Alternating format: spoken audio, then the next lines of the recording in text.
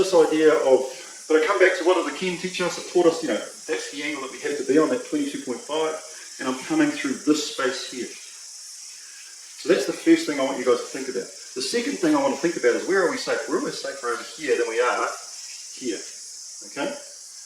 In my opinion. So I look at it and go, okay, so how can we do something over here that still contains the same essence of what Duncan's talking about before, of being connected, but also keeping ourselves safe, okay? So I want my head to be past her shoulder. That's the first thing. At the side, so it doesn't affect the microphone.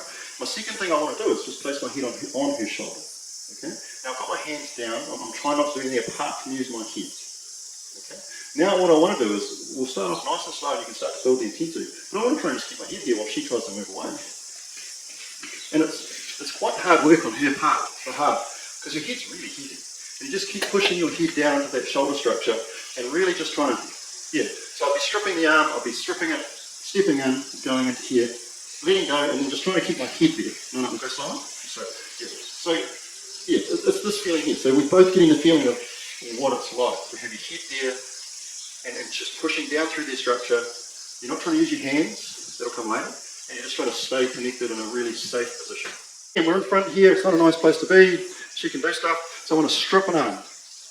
Okay? I want to be reaching under the elbow with my far arm and stripping it so that now the shoulder's available.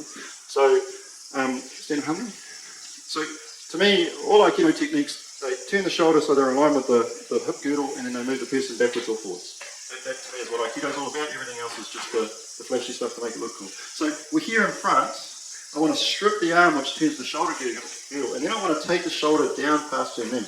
How I can help do that is by taking her arm and making that heavier too. So now I'm really starting to control the situation. It's even harder for her to move. Okay. I'm just being relaxed and being in there.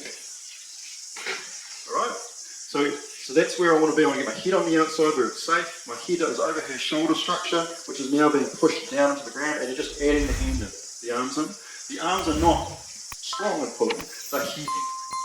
Okay? So for me, how I demonstrate heaviness and movement is stand strong. Is just stand really strong, so I'm going to push you that way. So we've got the push feeling, push back. So she can push back through the push feeling where I'm using my shoulder structure, blah, blah, blah.